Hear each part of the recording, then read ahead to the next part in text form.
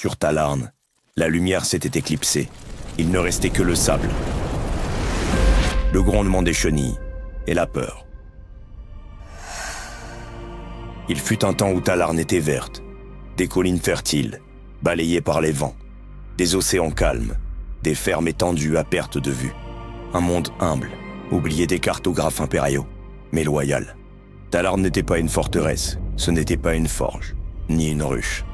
C'était une terre de récolte et de silence. Et c'est précisément ce silence qui attira la mort, car au milieu de cette paix dormait un secret, un artefact oublié, enfoui dans les entrailles du monde. Le cursus d'Alganar, une relique mystérieuse que même les archives de Terra n'osaient plus mentionner. Et Perturabo, lui, n'avait rien oublié. Le seigneur de fer, primarque des Iron Warriors, s'était retourné contre l'empereur. Et dans sa logique froide, Talarn n'était qu'une serrure à forcer. Il surgit sans préavis, depuis les ombres du Warp. À la tête d'une flotte massive, ses vaisseaux orbitaient déjà autour de la planète, avant que quiconque n'ait pu sonner l'alerte. Aucun ultimatum, aucun message. Seulement un projectile. Un astéroïde, creusé et armé de bombes virales, s'écrasa sur Talarn comme une sentence. Le ciel se tordit. L'air se mua en poison. Les rivières s'évaporèrent. Les terres fondirent. Le virus contenu dans l'astéroïde se diffusa à une vitesse monstrueuse. Il dissolvait les organes, brûlait les poumons, liquéfiait les nerfs. En quelques heures, la totalité de la biosphère fut annihilée. Les océans bouillirent, la flore fut vitréfiée, les villes calcinées. Des millions d'âmes périrent sans comprendre. Mais tout le monde ne mourut pas. Près d'1 milliard de civils et de personnels impériaux trouvèrent refuge dans les bunkers souterrains.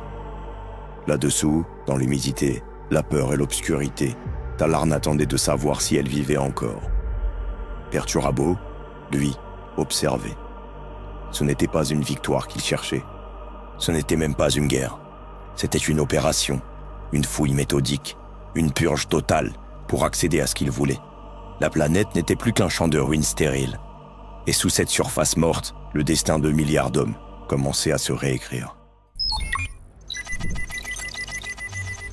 La surface était morte, vitrifiée, irrespirable et ravagée par les radiations. Ce que les bombes virales n'avaient pas réduit en boue, la chaleur et les toxines l'avaient emporté. Pourtant, sous terre, la vie persistait. Bunkers, silos, complexes miniers, abris oubliés du mécanicum, Talarn n'était pas une planète préparée à la guerre. Mais elle avait été préparée à la peur. Des milliards de réfugiés s'étaient entassés dans les profondeurs, sans plan, sans commandement, sans savoir si la galaxie les avait déjà déclarés morts. Dans ces couloirs étroits, rongés d'humidité, naquit une forme de survie presque animale. Il n'y avait plus de jour ni de nuit, seulement des cycles de maintenance, de rationnement et d'interrogations sans réponse. Le silence n'était plus un répit, il était une menace. Car les capteurs indiquaient une présence. Quelque chose était descendu. Les Iron Warriors fouillaient la surface. Méthodique, mécanique, sans opposition apparente. Leur but restait voilé, mais une chose était certaine. Ils ne cherchaient pas à occuper Talarn. Ils creusaient. Les sismographes des bunkers enregistraient les mouvements. Des drones de reconnaissance, envoyés à la surface, renvoyaient des images cauchemardesques. Des forages massifs, des excavateurs blindés, des colonnes de véhicules qui serpentaient dans la cendre.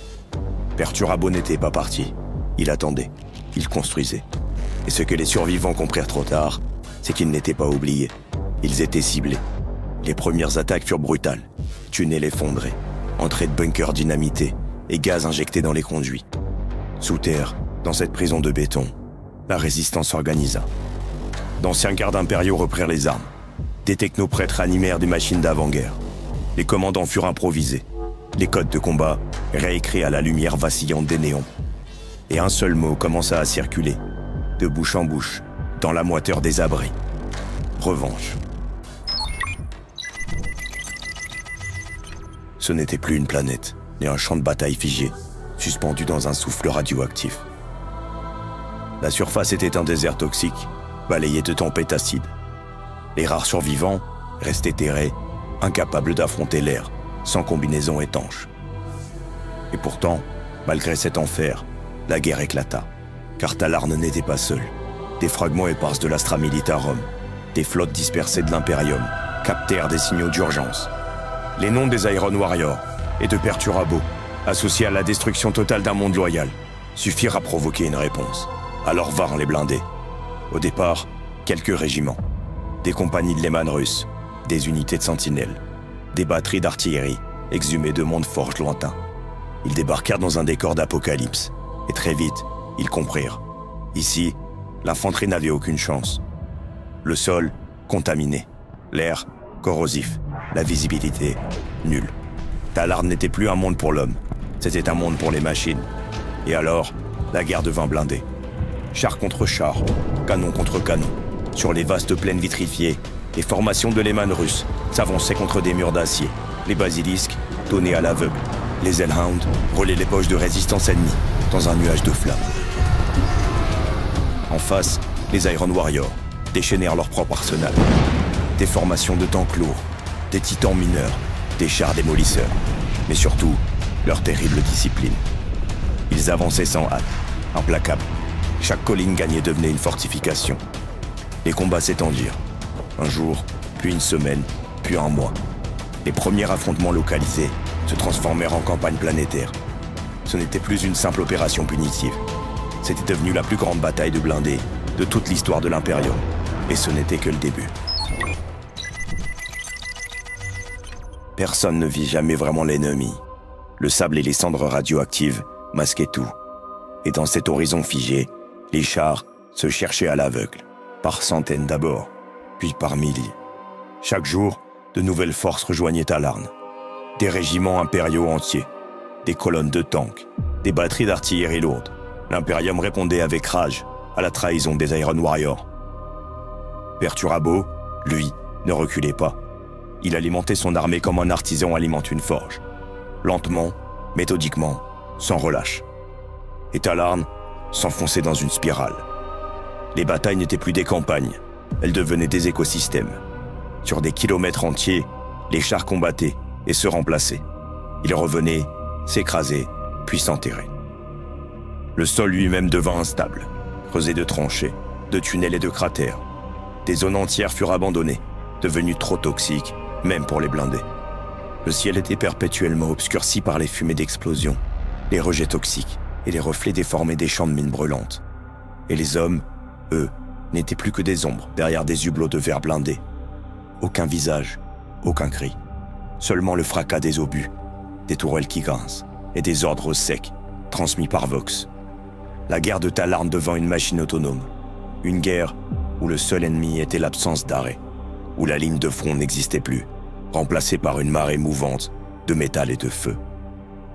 Les tankistes vivaient, dormaient et mouraient à bord de leurs véhicules. Il n'y avait plus de campement, plus de zone de repli. Talarn n'était plus un monde, c'était une guerre vivante. Un continent entier recouvert de chenilles, d'articulations mécaniques, de tourelles calcinées et de coques fondues. Et dans ce chaos, aucun des deux camps ne fléchissait. Dans la tempête de Talarn, un esprit veillait. Implacable, logique, sans passion. Perturabo, prémarque des Iron Warriors, le maître du siège, l'architecte de la démolition. Il n'aimait pas Talarn, il ne la méprisait pas non plus. Elle n'était à ses yeux qu'un obstacle géologique, une couche de roche entre lui et ce qu'il cherchait. Le cursus d'Alganar, un artefact ancien, enfoui sous des kilomètres de terre, dont les origines se perdaient dans les brumes de l'ère des luttes. On disait qu'il pouvait ouvrir des brèches dans le réel, qu'il pouvait déchirer l'espace comme une toile trop tendue. Et Perturabo, qui méprisait les secrets des dieux, voulait cet outil. Non par foi, mais par stratégie. Talarn devait mourir pour qu'il puisse le déterrer. Et quand la bombe virale échoua à tuer les derniers résistants, il ne s'énerva pas. Il adaptait ses plans, il déployait ses chars, il contre-attaquait avec une patience mécanique. Mais derrière cette façade de maîtrise, quelque chose se fissurait. Car Perturabo n'était plus un simple tacticien. Il était désormais un traître. Et cette guerre, il ne la menait pas seulement pour gagner. Il la menait pour prouver à Horus, à ses frères, à l'empereur qui l'avait renié, que lui aussi pouvait briser des mondes, que ses forteresses n'étaient pas que des murs, mais aussi des tombeaux. Et dans chaque colonne de blindés, dans chaque tir d'artillerie, dans chaque kilomètre de cendres piétinées, se lisait une rage froide, celle d'un bâtisseur forcé de devenir un destructeur. Perturabo menait la guerre comme un calcul. Mais Talarn était devenu son message. un monument de feu, dressé contre l'oubli. Absolument rien ne céda, ni l'acier des Iron Warriors, ni la volonté de ceux qui n'avaient plus rien. Et pourtant, quelque chose changea. La guerre s'enlissa, les lignes devenaient floues, les blindés défaillaient, les tirs manquaient de munitions, les moteurs souffraient. Et au cœur de cette stagnation, apparut un mot que personne n'attendait, l'espoir. Car la résistance impériale s'était organisée. Talarn n'était plus défendu par des rescapés en haillons. C'était devenu un théâtre militaire structuré, soutenu par des renforts constants. Les officiers coordonnaient les assauts souterrains. Les tanks communiquaient par relais encodés, frappant comme une meute aveugle, mais unie. Même les survivants civils se rendaient utiles. Ils réparaient, ravitaillaient et signalaient les mouvements ennemis. Ce n'était pas une armée, mais une marée humaine, déterminée à tenir. Et elle tint bon. Chaque tentative d'encerclement des Iron Warriors échoua. Chaque brèche dans les défenses fut colmatée avec la chair et le blindage. Et un jour, sans préavis, Perturabo donna l'ordre de repli. Non pas parce qu'il avait été vaincu, mais parce qu'il avait obtenu ce qu'il était venu chercher. Le cursus avait été localisé. Des serviteurs l'avaient extrait. Et pour Perturabo, le reste n'était qu'une perte de temps. Alors il abandonna le champ de bataille, laissa ses troupes en arrière et fondit vers le Warp, sans regard pour les ruines qu'il avait laissées derrière lui. Talarn n'était pas libérée, elle était simplement laissée en vie. La poussière ne retomba pas, la guerre ne s'arrêta pas, elle se désintégra, morceau par morceau, jusqu'à n'être plus qu'une suite d'escarmouches désespérées, de silence entre deux frappes. Mais dans les postes de commandement, dans les vox grésillants et dans les regards brûlés de ceux qui avaient survécu, une chose était sûre, Talarn avait tenu. Le sol ne reverdit jamais, pas un brin d'herbe, pas une goutte d'eau pure. Talarn, autrefois monde agricole et fertile, devint un désert définitif. Un monde ravagé, condamné à vivre sous terre. Les bunkers devinrent des villes, les tunnels des routes, et les survivants, marqués par le silence, se forgèrent une identité nouvelle. Ils devinrent des guerriers des profondeurs, bâtis non par tradition, mais par nécessité. Ce n'était plus une planète impériale comme les autres. C'était un mausolée, un champ de ruines, sanctifié par la douleur. Et la guerre y avait laissé plus que des carcasses de blindés. Elle avait laissé un exemple. Celui d'un peuple qui, abandonné, asphyxié et condamné, avait tenu tête à un primarque renégat. Elle avait laissé une leçon, même lorsque l'empereur ne regarde plus, même quand Terra est sourde. Il reste des hommes qui se battent et qui tiennent bon. Talarn devint un symbole, pour l'Imperium, pour la Garde, et pour tous ceux qui vivaient ensuite, dans l'ombre de l'hérésie. On y revint des siècles plus tard. Lorsque la mémoire d'homme vacillait, on y construisit des forteresses, des musées et des hôtels. Mais le sable, lui, se souvient. Sous la surface, des milliers d'épaves reposent encore. Des chars sans nom, des ossements desséchés, des vox, muets, figés sur des derniers mots qui n'ont jamais trouvé d'oreille. Et dans la nuit, parfois, quand les vents soufflent sur les crêtes vitrifiées, on croit encore entendre le grondement sourd des chenilles et l'écho lointain d'une guerre que même le temps n'a pas su enterrer.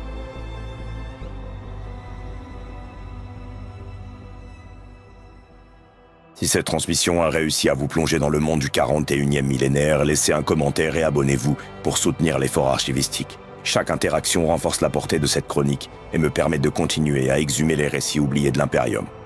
Un remerciement solennel aux scribes, compositeurs et archivistes dont les noms apparaissent à l'écran.